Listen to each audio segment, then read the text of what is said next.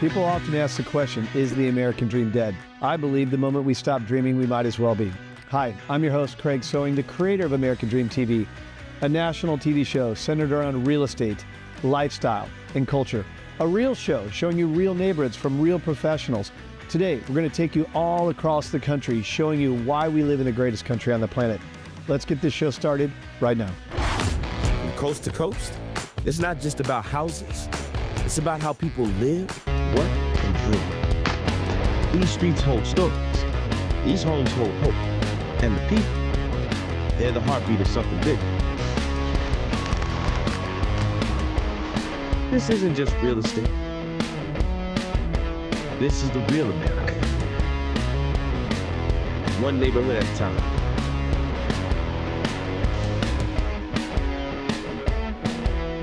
Welcome to your neighborhood. Welcome to the American Dream.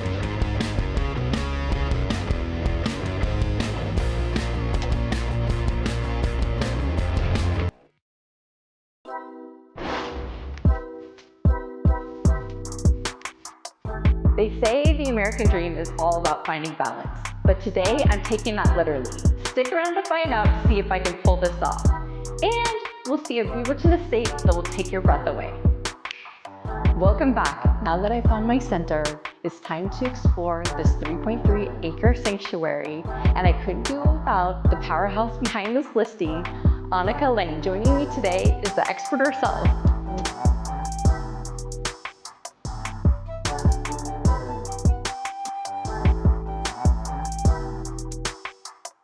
Annika, this Atten Road property is absolutely breathtaking. Where should we start? Let's start at the heart of the home. Perfect.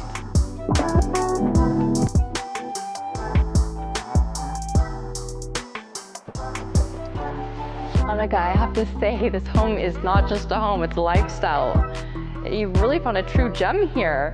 What stops people in their tracks when they come in? Well, the architecture, the light, the connection to the landscape, it's immediate and rare. Yeah, so what's one thing that you told me about with the builder that did this house? So yeah, as you can see, every piece of timber was hand selected. There are no knots. The detailed flooring, tile, the plaster walls, there's really nothing like it. You get that Southwest Mediterranean style that's very hard to find here in the Northwest. Right, and it's sturdy, solid. Yeah. It just feels so well put together. It is.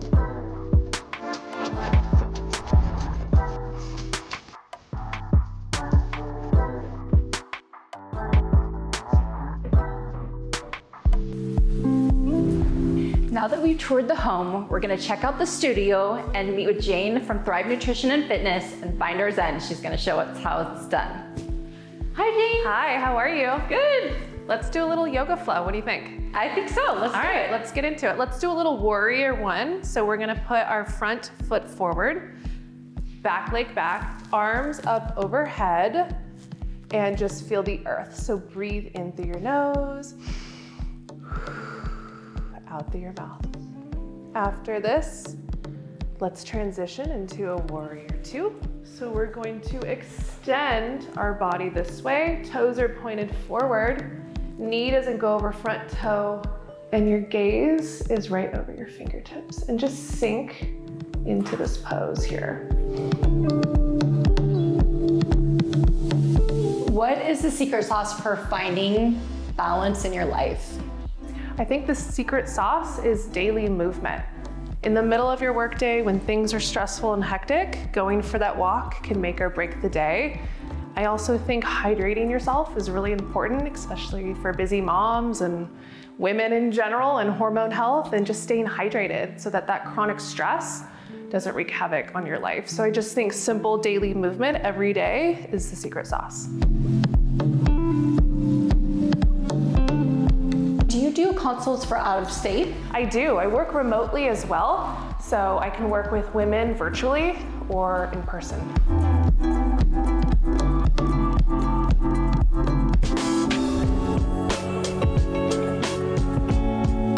I've made it to Divine Complexions, and I'm here with the woman who turned a home-based dream into a Wilsonville beauty empire. I've heard that the precision brow wax is the stuff of legends, and I think after that estate tour, I'm ready for some pampering. Let's get to work. Okay, let's go. Come on back.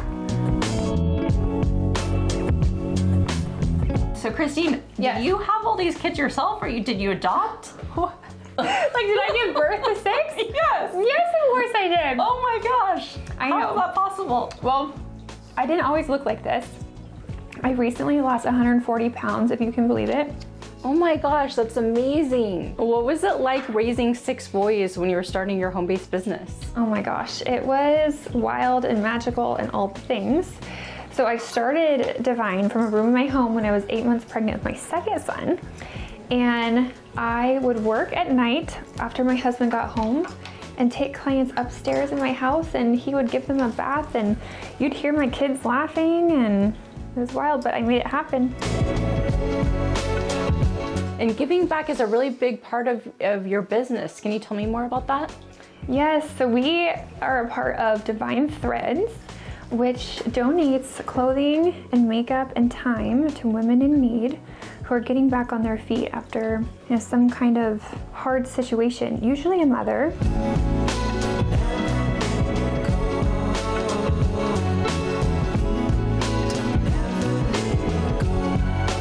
Whether you're finding your peace at the Atten Road property in your own private yoga studio, or getting that perfect glow up at Divine Complexions, this is what Northwest Living is all about.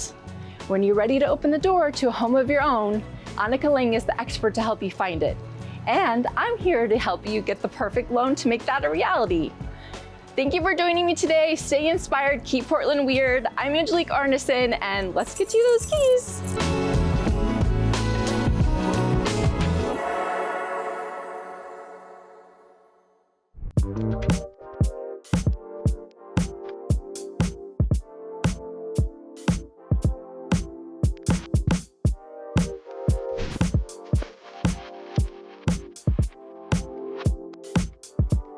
Welcome to American Dream TV.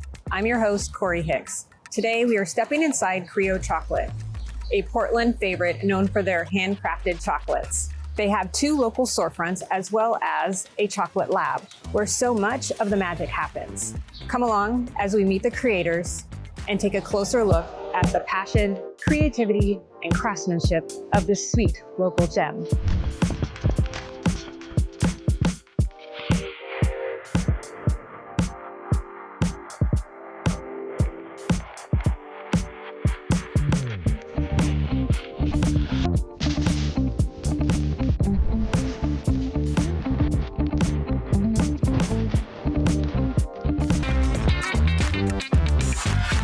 I'm here at Creo with Kevin, one of the founders. So Kevin, tell me, how did Creo start? Where did the thought of Creo come to be? So we got started probably about 15 years ago. We had a raspberry farm over in Richfield, a little bit north, and we started making chocolate for fun for family and friends, and it kind of got out of control, and we opened a chocolate factory. You opened a chocolate factory. That is amazing. You had like a smaller factory and then you moved into where you're at today. Original store was on Broadway. It was a factory and a retail store, and we did tours out of there. We packed a lot of stuff into a small space, and then we became blessed to get a bigger space a couple of years ago, and we moved in here, and it's been amazing. Great. What about the name Creo? Where did that come from? In Spanish, it means I believe, and in Latin, it means I create, and we get to make something that's great to share with people. Tell me from the beginning to end of when you're making chocolate, what is that process like? It all starts originally on the farm. Being farmers ourselves, we really wanted to have a direct relationship with growers. So we took a trip to South America and we met with a bunch of growers in Ecuador, tried a bunch of chocolate, and we picked a couple farms to work with. And so we get to import cocoa beans on a container a couple times a year and make chocolate with them. Make chocolate. So once we get those cocoa beans, they come in a container, we get to unload that container, and we get to take the raw cocoa beans and we roast them, we winnow them, or we take off the paper shell, and we have the nib, and then we grind the nib down, and then we get finished chocolate. And then we get to make chocolates. We're gonna make bonbons, chocolate bars, you're gonna make hand items like chocolate-covered hazelnuts, chocolate-covered fruit, nuts, Yeah. And sipping chocolate. We do make sipping chocolate, yeah. Sipping chocolate, that's great. So you also offer education and bar making. So you can tell us about that process and how you work through that? We feel like it's very important to know where your food comes from. So we get to bring in the public, and public gets to come in. They get to learn where chocolate comes from, how we make it. Then they get to design their own chocolate bar to take it home with them. It's probably the most fun thing we do here. Before we had a small little classroom, here we built a whole purpose-built classroom just for education. So Kevin, what are we gonna do here today? Yeah, so we're gonna start with going over to the classroom. We're gonna learn about where chocolate comes from, how we make it. We're gonna try a bunch of chocolate, and then we're going to have you make your own chocolate bar.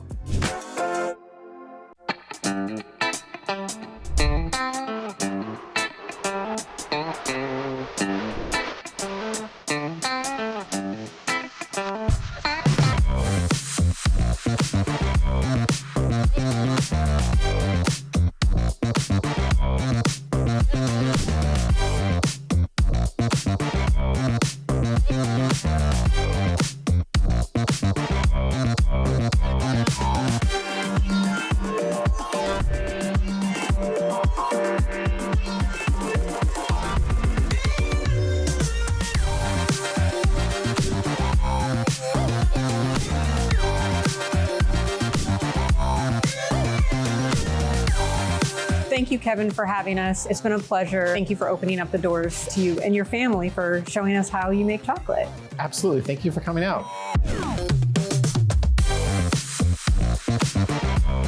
What a treat it's been taking a closer look at the story behind Creo chocolate and the artistry that goes into every bite. From the Portland storefronts to their chocolate lab, Creo is a perfect example of local passion turned into something super special. I'm Corey Hicks, and this is American Dream TV.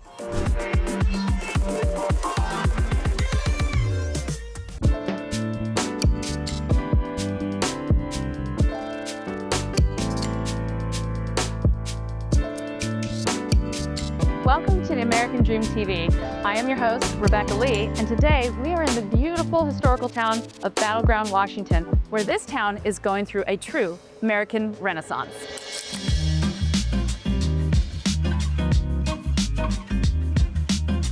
Here at American Dream TV, we're more than just lifestyle content. We're about giving you stories to help inspire you achieve your American dream. Today, we're at Earnie's with the owners, Joylyn and Devin Bowen. Thank you guys for joining us. Thank you, Rick. Yes. So tell us a little bit about the origin story of this building, its history, and how it came to be this smashing success in Battleground. This building was actually built in 1951 by my grandfather, Ernie Dunning, and his cousin, Alvy. And Alan Earnie ran this as the only food liner, the only grocery store in town for about 50 years. And then it was sold and ran as a series of little mini marts for about 20 years, and then it was derelict for a few years. Fast forward to about 2020, my husband and I decided to start a cottage industry bakery in our home, and that was fairly successful, but we were looking for a place to actually maybe start a bakery and just couldn't really find what we were looking for. We're approached by a good friend of ours who had already bought this building and actually didn't know that it was in my family at one time.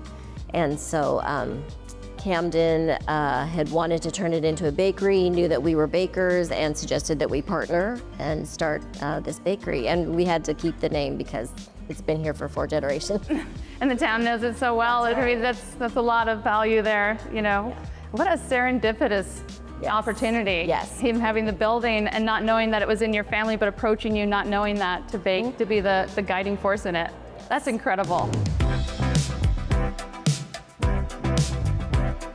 Battleground is going through a renaissance, and you guys are at the leading edge of that, in fact, and really setting quite the example for the rest of the town that there's a lot that can be done here in Battleground. We'll rally around it, and that is evident by the lines that are daily leading out of your business.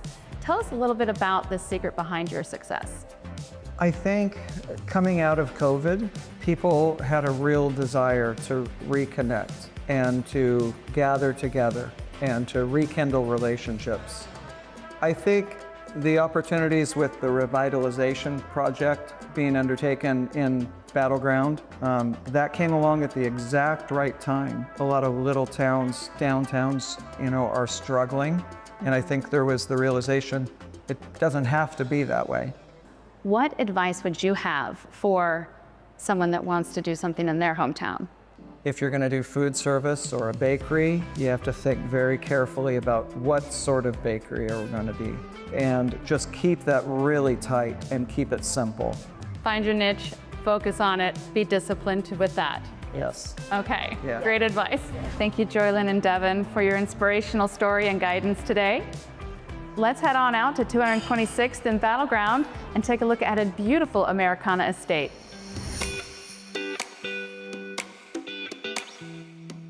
Welcome to 16413 Northeast 226th Circle in Battleground, Washington. This luxury estate is one of my latest listings, and it is a gorgeous wonderland.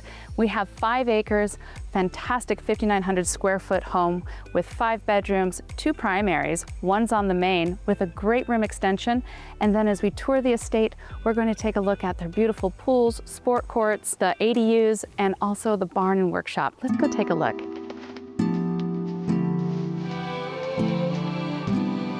As we enter into the home, you'll notice to the right, we have an office and also living room. There's a dine-in kitchen. Upstairs, we have 4 bedrooms, the original primary bedroom, along with another bathroom. And downstairs, we have a couple of extra bonus rooms, which is great if someone else is working from home. Maybe you have a home business or extra play space. Next to the pool house is the shuffleboard, as well as the sport court, fully equipped for volleyball, basketball, including a 3-point line, pickleball, and tennis.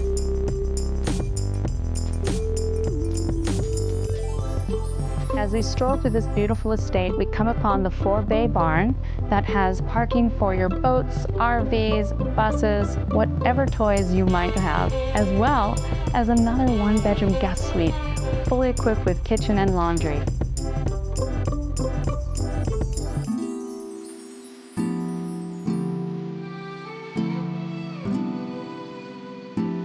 Thank you, Joylyn and Devin, for your inspirational story. And thank you to the City of Battleground for being such a model on how cities can revitalize themselves. What an incredible renaissance. We hope you found something inspirational today. I'm Rebecca Lee, and this is The American Dream.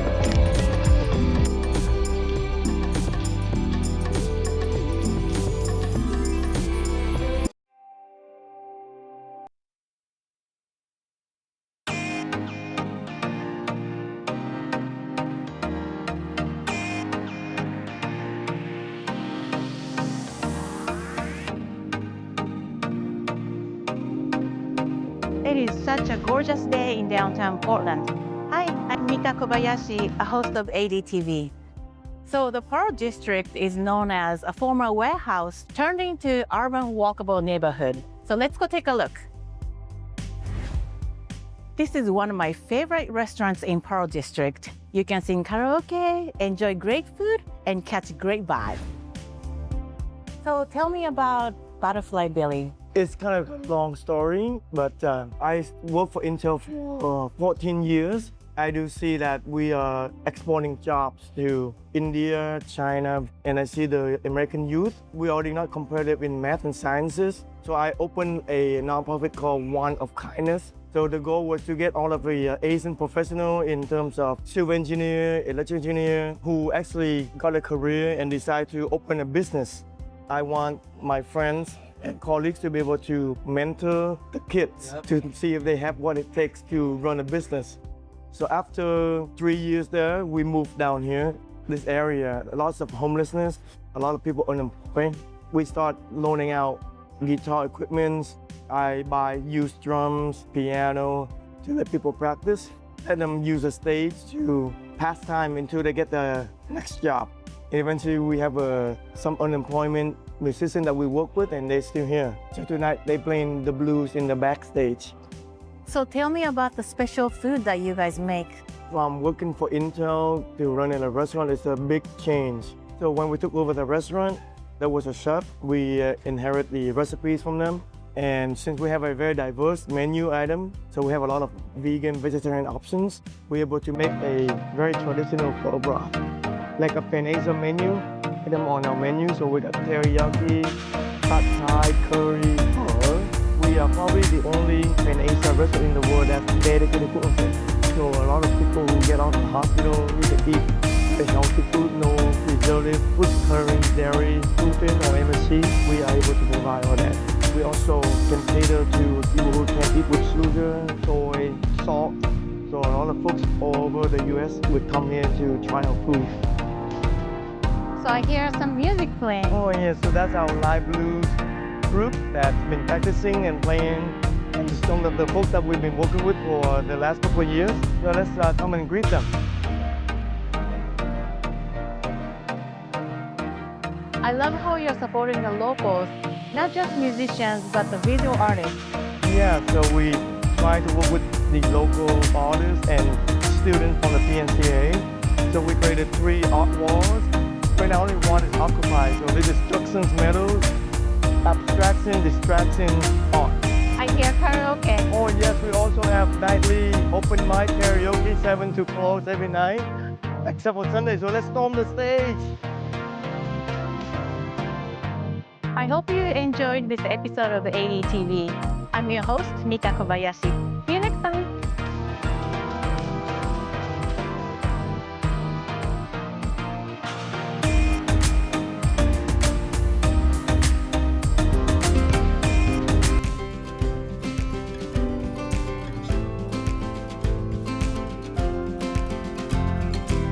You know, they say in real estate, it's all about location, location, location. But what makes an incredible community isn't just the location, the parks, the schools, it's the people.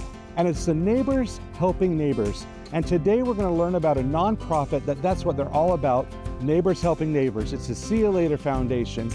I'm your host, John Gross, and this is the American Dream TV. Hey, Waylon. Hey, how's it going? Good to see you, buddy. Good to see you. So, we're here at the See You Later soccer camp. Tell us what's going on today. Well, today we're doing a 2-day camp. So yesterday we had skills, and today we're building on what we did yesterday. But really what we do in the community is that we offer camps at little or no cost for any kid that wants to try something new.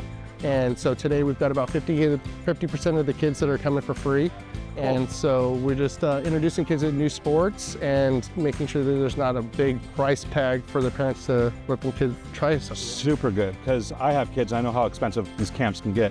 So other than soccer camp, I know See You Later offers a few other camps. What other camps do you offer, and what's that like? So we do baseball, we just did that last week. We do football, we do jiu-jitsu, we do a culinary camp, we do softball, we do volleyball, we do basketball, we've done an art camp. We do disc golf. We've done a computer camp, and that one was really cool because we took a bunch of kids, and it was about 10. They learned how to take apart a PC the first day, and then they built laptops that they could take home the next day themselves. So they're literally coming, they're learning how to learn some skills and build a computer. Yes. Super cool. Do you have a favorite moment, favorite story from any of these camps? One of my favorites is Sal. He's one of our coaches here. He started out as one of these little kids that come into the camps, and now he's coaching for McNizzle Soccer Club. He's helping with the high school, and he helps run this camp every year, and he absolutely loves it. So it's a good story from, you know, our organic beginnings, him being, you know, a participant all the way to being a volunteer and helping us out. Totally. Love the story. Love what you guys are doing. Yeah. Good job. Thank you. Yeah. Appreciate it. Thank you. Yep.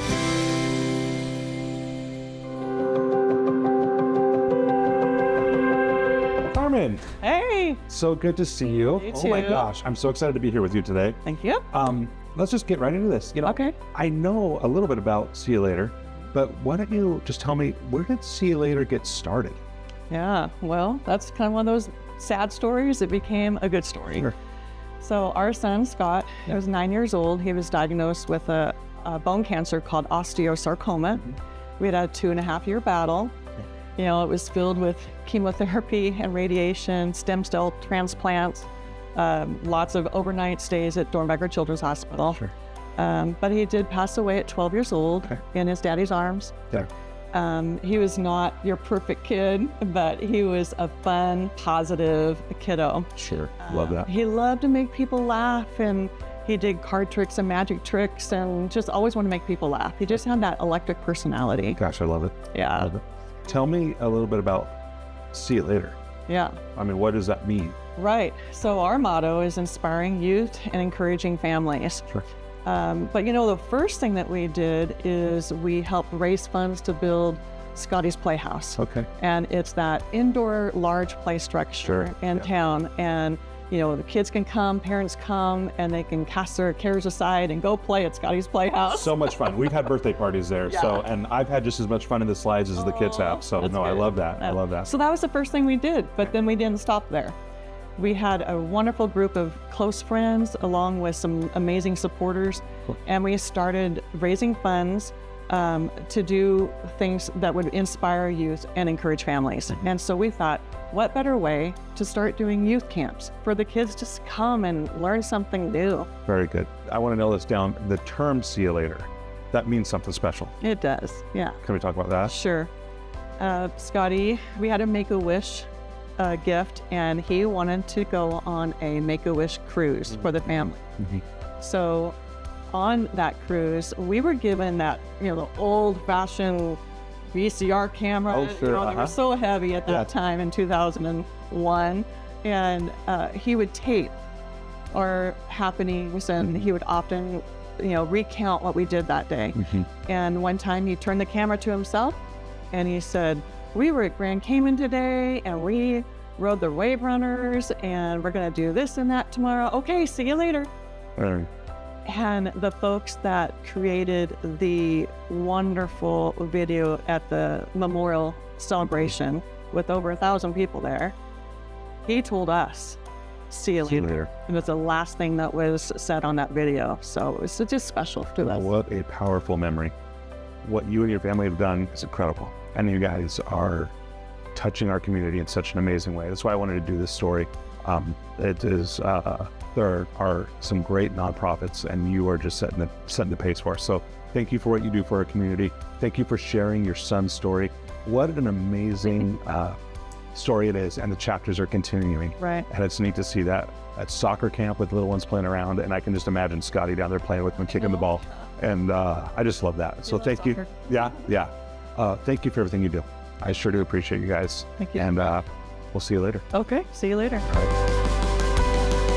It often takes others to inspire us to dream, and that's what the See You Later Foundation is all about. And McMinnville is so excited to have them be part of our community. I'm John Gross, this is the American Dream TV, and we'll see you later.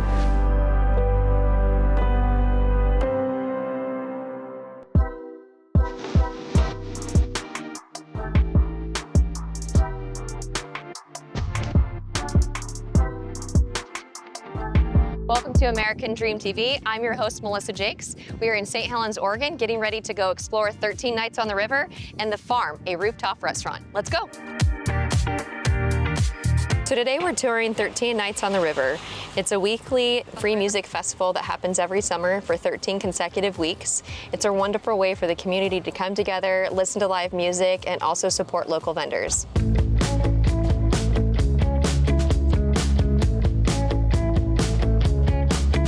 You didn't start here, you started differently, but what inspired the dream to hey, let's sell hamburgers and hot dogs and baked potatoes? We were bored. You're bored? Yeah. Halloween Town started it off. I mean, 5 years ago, we sat up right out there. It was a hit. I talked to my wife. She works 26 years at Kaiser, and I'm like, we could do this. I'm getting ready to stop working and retiring, and this is what we could do. And we did it, and we brought all our family in, our kids, and we were beat after day one, but we knew we had something special because we started to get people feedback and just the sales. And so we finished out Halloween Town. We did another event in Washington in the wintertime. Okay. The second year of Halloween Town came out, and then the lodge carts were built, and we submitted our food. They were like, this is amazing, and they're like, okay. So then it went from a pop-up tent to a food cart. Yep. And then later the following year, the owners from Wildwood came at us and said, hey, take over our restaurant and do our food for us. We did that. And funny story about the rooftop is that it shut down in 2023. Yeah, I remember that. It was devastating because this is an amazing view. Huge disappointment, because at that point we were commuting from Richfield with our boat, docking at the marina and coming up and eating on a weekend. Yeah. And we talked to the owners and, hey, let's just take over the lease, and we'll, didn't happen. And then finally, full circle, someone approached us about taking over the roof. Okay. And so we opened up on day one of Halloween Town, brand new staff, brand new menu, equipment, everything. Great views of all the things happening in downtown. Yeah.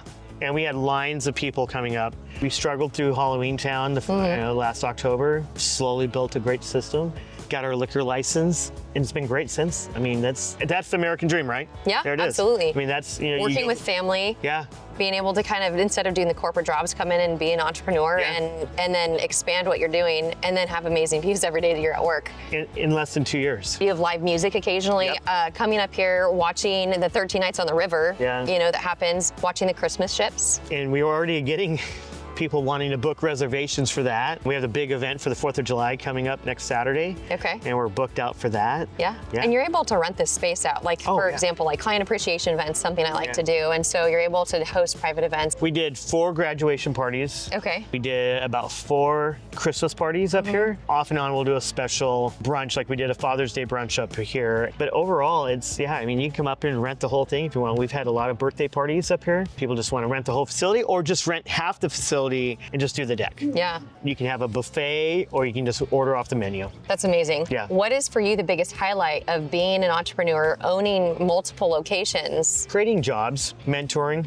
I grew up in a different era where work was expected as a 16-year-old and your dad was gonna beat your butt because if you didn't put out 100%. And trying to get with the, I call it post-COVID kid. I saw my kids go through it, I see my stepdaughter go through it, and I see other kids that I've dealt with that just don't have that, I like to say street smarts. Yes. You know, you and I grew up with street smarts. Yeah, and working hard and earning it, and you didn't get things. Didn't get things handed to you. You have to work for it. And communication. It's something that I think a lot of the kids lost when we were going through that time. 100%. And then my own kids, I mean, they worked here for the last few years and now they're doing their own jobs. And so that's kind of exciting, so. It is, to be able to help them launch into the world and have that kind of experience, to be able to communicate, connect, work hard. Yeah. Well, thank you for letting me come in. I am excited to let you get back to this before the chaos ensues for tonight. I have to cook tonight, so that's a fun thing, so yeah. Well, thank you again, and thank you for sharing this opportunity to come out here and taking the views and learn a little bit about you and your American dream. Yeah. All right, thanks, Corey. Appreciate it.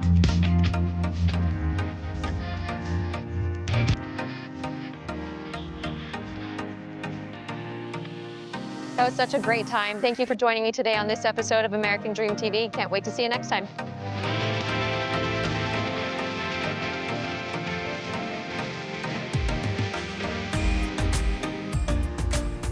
I hope you enjoyed today's episode of the American Dream TV. We created this show to combat negative media, to show that the American Dream is alive and well by showing you real stories in real neighborhoods. Thank you so much for watching the show, and cheers to your American Dream.